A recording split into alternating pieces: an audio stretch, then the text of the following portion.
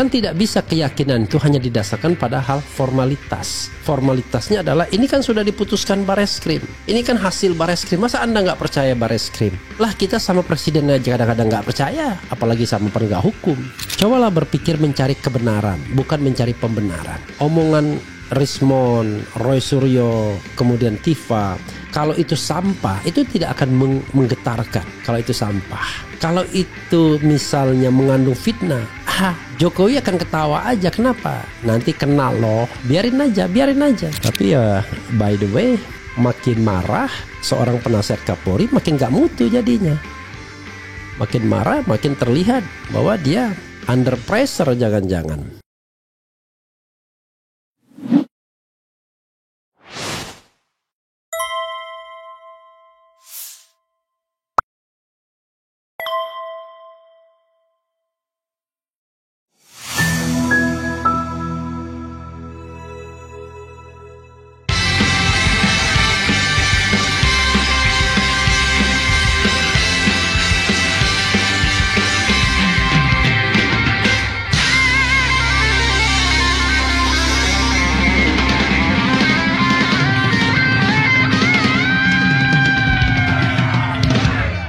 Disinilah saya ingin ya pada rakyat ya dengarkan ini. Anda itu diceritain kasih di Polda Metro Jaya. Ini tadi barusan saya dengar lagi, ulang lagi pasal provokasi. Yang namanya pasal 310 KUHP, 311 KUHP, 27A, Undang-Undang ITE, 3235. Enggak ada pasal provokasi. Anda dengerin dulu ya. Oke, lanjut yang Pak. dilaporkan sama itu. Pasal. Pelapornya itu tidak pernah mengadukan ada provokasi. Pelapornya saudara Jokowi. Pernah mengadukan ada provokasi. Pelapornya saudara Jokowi. Ada diam. Oke, diam, tenang dulu di sini. Kita harus pernah mengadukan ada provokasi. Pelapornya saudara Jokowi. Ada diam. Oke, diam, tenang dulu di sini. Kita harus memberikan. Apa saya nggak bisa? Tidak pernah mengadukan ada provokasi. Pelapornya saudara Jokowi. Ada diam. Oke, diam, tenang dulu di sini. Kita harus memberikan. Apa saya nggak bisa? Sebentar, tenang. Tidak pernah mengadukan ada provokasi. Pelapornya saudara Jokowi. Ada diam. Oke, diam, tenang dulu di sini. Kita harus memberikan. Apa saya nggak bisa? Assalamualaikum warahmatullahi wabarakatuh, sobat RH sekalian. Jumpa lagi kita di channel yang keren ini, keren cadas. Diam. Ya, saudara sekalian, luar biasa ya. Yang namanya hostnya pura-pura kita harus dikasih pendidikan kepada masyarakat, padahal dia senang darang ribut. Jadi saudara sekalian ya, memang itulah susahnya antara tontonan dan tuntunan itu kadang-kadang tidak sama, dan most of the time tidak sama. Jadi kalau saya berdebat itu sudah malas saya meladeni orang ribut itu. Makanya biasanya kalau berdebat saya dengarkan aja apa dia ngomong. Giliran saya ngomong saya pesan, tolong jangan dipotong ya, omongan saya. Itu yang terjadi ketika saya tampil di ILC. Walaupun yang ada itu 4 orang pro Gibran atau pro Jokowi, kemudian 1 orang yang barangkali seperti saya memiliki argumentasi yang berbeda, dan 1 orang Adi Prayitno yang ngambang netral gitu. Saya merasa bahwa poin tetap bisa disampaikan dengan taktis seperti itu. Coba bayangkan kalau kita perang mulut bolak-balik nggak karuan, poinnya nggak tersampaikan. Nah, mungkin cara Husainuddin menyampaikan sesuatu memang bikin jengkel Arianto Sutadi, dan berhasil ya, it work ya. Harusnya ya tidak perlu terpancing untuk marah seperti itu. Tapi memang gaya tinggi Husainuddin membuat seorang penasihat Kapolri yang harusnya wise itu terpancing. Bayangkan. Padahal kalau kita bicara apa kepentingan Jokowi, apa kepentingan Arianto Sutadi untuk membela-bela kasus ini? Kan dia bukan pihak, dia bukan Bareskrim, bukan pengacara Jokowi, bukan pula Jokowi sendiri. Dia hanyalah seorang penasihat Kapolri. Lah, penasihat Kapolri kan menasihati Kapolri, bukan menjadi juru bicara polisi di masyarakat. Penasihat Kapolri ini salah kaprah. Ya, salahnya lagi penasihat kok diberi panggung. Padahal yang namanya penasihat itu di belakang layar. Dia harus punya wisdom. Dia harus wise people. Harusnya penasihat seperti ini yang nggak bisa mengontrol emosi. Harusnya ya tidak usah dijadikan penasihat. Dijadikan aja provokator juga kan. Apalagi dia terus-menerus mengancam mengenai pasal provokasi. Padahal seperti kata Khosinuddin, gak ada pasal provokasi itu. Pasal penghasutan tuh gak ada. Memang ada dilaporkan di Polda-Polda selain Polda Metro Jaya. Tapi kalaupun pasal penghasutan atau 160 KUHP itu dipakai, nggak bisa. Karena putusan MK mengatakan harus ada predikat crime-nya. Saya menghasut untuk apa misalnya? Khosinuddin atau Dr. Tifa menghasut apa? Menghasut orang untuk tidak percaya Jokowi. Itu bukan penghasutan. Karena soal percaya dan tidak percaya itu soal keyakinan. Tapi kalau misalnya menghasut untuk melempari rumah Jokowi misalnya, nah itu benar. Tapi kan tidak ada hasutan seperti itu. Mereka mengatakan bahwa ijazah mereka, ijazah Jokowi diduga palsu. Dan sebagai publik, mewakili kepentingan publik, mereka melakukan yang namanya public scrutiny atau public oversight, pengawasan publik atau penelaan publik. Dan yang dilakukan Roy Suryo CS itu tidak hanya terbatas pada mempertanyakan, tapi ikut melakukan penelaahan, kalau nggak mau dibilang penelitian. Jadi mereka one step ahead. Tidak hanya sekedar mengadukan, tapi memberikan bukti-bukti. Dan dalam bentuk dan sebagai bentuk akuntabilitasnya, ya mereka beberkan kecurigaan-kecurigaan atau apa yang mereka temukan ke publik. Kok dibeberkan ke publik? Ya karena kita bicara tentang transparansi dan kredibilitas. Kan persoalannya polisi, penegak hukum tidak kredibel, dianggap berpihak. Tidak hanya sifatnya hipotesis, it happened already, sudah terjadi kalau mereka tidak netral dalam kasus ijazah palsu ini. Ketika kemudian Roy Suryo CS mengungkapkan fakta-fakta tambahan soal koran kedaulatan rakyat, soal ijazah yang tidak identik bila dibandingkan dengan bahkan ijazah sohib dekat Jokowi Pronojiwo dan lain sebagainya, orang seperti Arihanto kok nggak bisa terima. Masih dia bolak-balik. Kan tidak bisa keyakinan itu hanya didasarkan pada hal formalitas. Formalitasnya adalah ini kan sudah diputuskan Bareskrim. Ini kan hasil Bareskrim. Masa Anda nggak percaya Bareskrim? Lah kita sama presiden aja kadang-kadang nggak percaya. Apalagi sama penegak hukum. Ya kan? Anda bisa, you believe 100% with Prabowo? Kan belum tentu juga. Dia bicara mau menegakkan konstitusi, padahal dia juga yang melanggar konstitusi from the beginning. Kan begitu.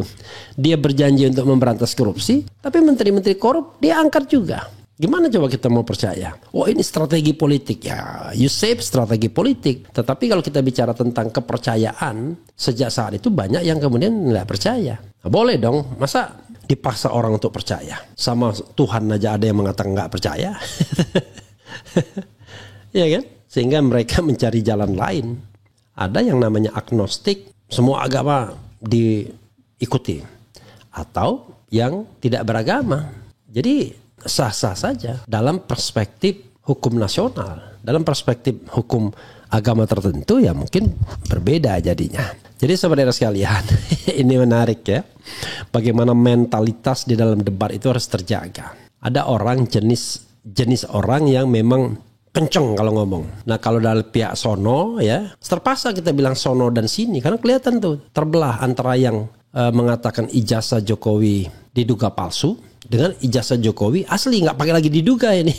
Padahal bisa menjadi tindak pidana juga kalau seandainya ada kebohongan di situ, kan gitu. Kalau prosesnya bohong, tapi ya siapa yang bisa makan jeruk? Maka kalau seimbang ya diduga semua, diduga palsu, diduga asli, kan begitu. Karena mengatakan ijazah Jokowi asli itu bisa juga tindak pidana. Loh kok bisa begitu? Iya, kalau konspirasi bagaimana? Misalnya terjadi sebuah konspirasi untuk mengatakan ijazah Jokowi asli. Kan sama tindak pidana juga. Tindak pidana apapun nanti kita lihat ya. Apakah tindak pidana penipuan, apa tindak pidana mengubah dokumen dan lain sebagainya, ataukah tindak pidana menyebarkan berita yang tidak benar dan lain sebagainya. Jadi itu soal konstruksinya mudah, tinggal dicari pasal yang relevan. Tapi intinya baik yang ngomong ijazah palsu maupun ijazah asli ya lebih baik diduga semua. Kalau ngomong diduga palsu, malah jangan-jangan tidak ada konspirasi sama sekali. Ya karena genuine saja menyampaikan secara apa adanya. Let it flow. Tapi mengatakan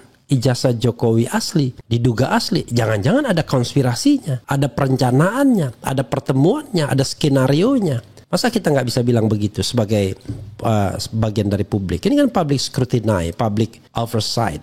Karena apa yang dikatakan Roy Suryo itu ada dasarnya. Apa yang dikatakan Risman ada dasarnya. Tapi apa yang dikatakan Aryo Arianto Sutadi itu normatif. Dasarnya ada ya, normatif. Bahwa ini sudah dilakukan penyelidikan lapor oleh Bareskrim itu kan normatif. Misalnya kalau dia mengatakan ini UGM kan sudah menyatakan benar, itu normatif, bukan hasil dari penelitian atau penelaahan dirinya sendiri. Beda Roy Suryo, Dr. Tifa atau Rismon melakukan penelitian atau penelaahan, kalau Anda nggak suka kata penelitian, terhadap informasi-informasi, termasuk informasi yang disampaikan oleh Bareskrim. Jadi di situ bedanya, saudara sekalian. Jadi sorry to say, tapi saya akan menghormati kalau ada orang yang tiba-tiba dia melakukan sebuah analisis yang mengatakan sebaliknya, bahwa ijazah Jokowi itu identik dan lain sebagainya, tapi dengan transparansi. Nah sekarang persoalannya selalu ditanyakan begini, udah pernah belum lihat ijazah aslinya? Lah itu kan ridiculous, ya kan? Pertanyaan yang menggelikan. Justru kita nggak percaya ada ijazah asli. Kenapa ditanyakan sudah lihat yang aslinya atau belum? Atau orang mengatakan, kamu mengatakan palsu, sudah pernah lihat yang aslinya nggak? Bagaimana Anda mengatakan itu palsu kalau Anda nggak pernah melihat aslinya? Lah, kan ada dua kemungkinan tidak asli itu. Memalsukan dari yang asli, atau memang membuat yang baru, yang dari tidak ada menjadi ada. Nah dalam kasus Jokowi ini dua kemungkinan itu bisa terjadi. Ya, ada ijazah dia, tetapi diubah karena entah sesuatu dan lain sebab, tetapi it doesn't make sense, nggak masuk akal. Atau ijazahnya tidak ada ijazah S1-nya lalu dibuat. Bagaimana kita disuruh melihat yang aslinya? Kalaupun kemudian ada kata yang asli dalam perspektif katakanlah pihak Jokowi, maksudnya adalah yang asli yang pernah diserahkan Bareskrim, yang dalam versi Jokowi asli itu, dalam versi Bareskrim asli, tapi asli versi Bareskrim, versi UGM dan versi Jokowi itu nggak dipercayain publik, itu persoalannya. Maka Roy Suryo, Dr. Tifa, Rismon tidak berhenti. Terus dia melakukan penelitian, pengkajian, memberikan edukasi dan informasi kepada masyarakat. Lalu TPUA sebagai pihak yang mengadu meminta gelar perkara khusus agar pihak-pihak ini dilibatkan. Karena hasil penelitian atau penelaahan dari Rismon, dari Dr. Tifa, dari Roy Suryo, sebagian, saya tidak tahu apakah seluruhnya, ya dimasukkan juga sebagai bukti tambahan kepada Bareskrim oleh TPUA. Nah, pertanyaannya adalah, masa bukti itu cuma diambil dari sepihak saja? Hanya diambil dari UGM, dari SMA 6 di Solo, dari KPU, yang itu semua tidak transparan. Begitu ditampilkan di big screen, ketahuan tuh koran KR-nya ternyata salah tulis, registrasinya ternyata sarjana muda, jumlah SKS-nya ternyata cuma 122, kemudian KKN-nya bingung di daerah mana karena cuma disebutkan kecamatan Wonosegoro, padahal desa Wonosegoro itu baru ada tahun 2007 menurut keterangan netizen juga. Nah, yang begini-begini kan petunjuk, bro. Masa nggak dipertimbangkan sama sekali, bro Bareskrim? Kapolri, ya, Presiden Prabowo Subianto, masa kemudian mau ditutup dan kemudian mau diakhiri dengan pernyataan bahwa Anda sudah menyebarkan provokasi, kemudian pencemaran nama baik dan fitnah. Padahal sumber masalahnya tidak pernah dibuktikan, yaitu apakah ada ijazah asli atau tidak. Kalau memang ada, ya tampilkan. Masa harus disuruh pengadilan untuk menampilkan? Padahal untuk menyetop spekulasi publik itu bukan putusan pengadilan sesungguhnya, ya. Putusan pengadilan itu sumber legitimasi saja. Tapi itu legal legitimasi, itu legitimasi hukum, legalitas. Tapi social legitimacy ya tampilkan ke publik agar orang nggak ribut lagi. Ya, kita butuh legitimasi sosial karena publik yang perlu diinformasikan, the right to inform. Bukan hanya Roy Suryo, Dr. Tifa atau Rismon Siahaan atau Kurnia, termasuk juga Egy Sujana. Begitu, bro. Aduh, ampun dah. Tapi ya by the way, makin marah seorang penasihat Kapolri makin gak mutu jadinya. Makin marah makin terlihat bahwa dia under pressure jangan-jangan. Atau dia tidak bisa mengendalikan, mengontrol emosi. Ya sorry to say ya Pak Arianto tadi kan. Anda sangat senior, pernah, saya kira sudah 5 tahun Anda menjadi penasihat Kapolri kan. sama-sama diangkat bareng saya, cuman bedanya setahun saya langsung diberhentikan gara-gara selalu mengkritik polisi kan. Anda sampai saat ini terus 5 tahun dengan teman-teman lainnya yang saya tahu orangnya siapa aja. Cuman bedanya mereka nggak berani tampil atau nggak mau tampil. Ya di antara mereka ada juga tokoh-tokoh publik, ya intelektual sebagai penasihat Kapolri. Nah, jadi saudara sekalian, dalam konteks ini cobalah berpikir mencari kebenaran, bukan mencari pembenaran. Omongan Rismon, Roy Suryo, kemudian Tifa, kalau itu sampah, itu tidak akan menggetarkan. Kalau itu sampah, kalau itu misalnya mengandung fitnah, Jokowi akan ketawa aja. Kenapa? Nanti kenal loh, biarin aja. Nanti kenal loh, gue ada yang aslinya. Kan begitu, santai. Toh gampang sekali membalik kepercayaan publik.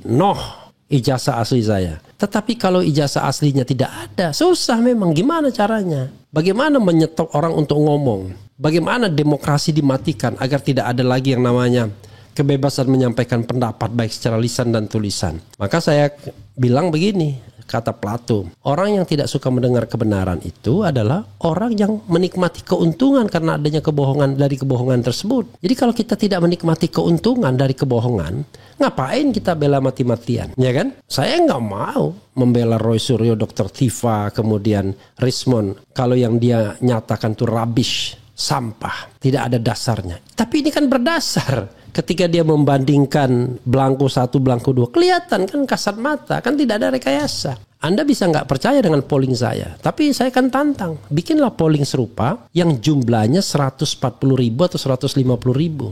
Dari situ kita akan lihat sesungguhnya publik bagaimana. Wah, nanti Kodari bilang bukan begitu cara bikin survei. I know, tapi jangan salah, survei bukan nggak dimainkan bro. Saya tahu juga Anda memainkan survei dengan pertanyaan-pertanyaan tertentu sehingga Anda kemudian mendapatkan legitimasi untuk mengatakan tingkat approval rating itu 80%. Padahal setelah saya cek cuma 59% saja dari apa yang disampaikan AIPO terakhir kepada saya. Karena 80% itu ada pertanyaan yang sesungguhnya harusnya tarafnya 0 atau paling tidak negatif dijadikan positif. Gitu loh. Jadi kita jangan juga dibohong-bohongi dengan survei seperti itu. Apalagi kalau kita bicara governance pemilu. Survei cuma melegitimasi saja dari apa sesuatu yang sudah diset terlebih dahulu. Ya, Anda harus jujur lah. Ya kan? Gitu. Coba kita lihat misalnya survei yang ini. Soal kepuasan ya. Memang survei yang dilakukan oleh IPO ini kita sampaikan ya. Persepsi kepercayaan publik pada 15 lembaga negara sipil. Kepercayaan kepada Kepolisian Republik Indonesia cuma 46% bro. Memang paling tinggi Presiden Republik Indonesia 97%. Tapi sekali lagi ya, kita harus lihat tuh, kita harus bongkar ya dengan survei 1.200, 1.300 orang. Lalu bagaimana kemudian memperlakukan survei dan lain sebagainya. Tapi intinya, kalaupun kita pakai survei IPO misalnya yang dikasihkan ke saya baru-baru ini, yang namanya paling tidak dipercaya itu partai politik. 43% cuma tingkat kepercayaannya. Nomor 2 dari buncit itu 43,5%. 43,5% itu Komisi Pemilihan Umum. Dewan Perwakilan Rakyat 45,8%. Kepolisian Republik Indonesia 46,6%. Wajar kan? Unfortunately Majelis Permusyawaratan nggak dipercaya juga. Dewan Perwakilan Rakyat Daerah nggak dipercaya. DPD nggak dipercaya juga. Nah yang di atas yang kira bagus tuh cuma Presiden Republik Indonesia, TNI, Basarnas dipercaya. Kejaksaan Agung naik nih. Mahkamah Konstitusi masih 74%. BPI dan Antara masih 70%. Ya. Bawaslu masih 65%. Jadi kita harus pahami yang seperti angka-angka seperti ini ya. Termasuk juga ada yang namanya tingkat kepuasan itu. Sama juga ketika bicara soal tingkat kepuasan. Ekonomi misalnya. Pintar sekali. Yang cukup itu, nah ini ya. Secara umum, apakah Bapak Ibu sangat puas, cukup, tidak puas, atau sangat tidak puas dengan kinerja Presiden Prabowo Subianto? Ini yang paling lucunya adalah kata cukup itu dimasukkan sebagai bagian untuk mengatakan rating approval-nya itu 80%, 81,0%. Padahal kan kalau pilihannya adalah sangat puas, cukup, tidak puas, sangat tidak puas, maka cukup itu harus dikasih kata 0. Karena kalau begini pilihan untuk positifnya jadi 3. Dan cukup itu 22% bro. Besar. Kalau 22%-nya dihilangkan, maka rating approval cuma 59% bukan 81%. Itulah. Kita paham juga. Kata Kodari. Harus melakukan survei begini, begono dan lain-lain. Kita ngerti survei juga bisa dibelok-belokkan gitu. Karena justru itu didesain. Beda sama polling. Polling nggak didesain. Walaupun selalu ada biasnya. Survei juga ada biasnya. Tapi polling 140-150 ribu. Dan bisa jadi itulah yang namanya a genuine aspirations of the people. Mewakili. Karena sama sekali tidak ada rekayasanya. Makanya saya bilang, coba bikin aja di sekretariat negara tuh misalnya. Polling di YouTube sekretariat. Sekretariat negara misalnya. Boleh, bisa gak? Coba saja. Apakah setuju atau tidak Gibran dimakzulkan misalnya. Nah, kalau di saya kan sudah jelas tuh. Tingkat kepercayaan kepada Barreskrim rendah. Tingkat kepercayaan kepada KPU rendah. Dan lain sebagainya. Begitu sobat RH sekalian ya.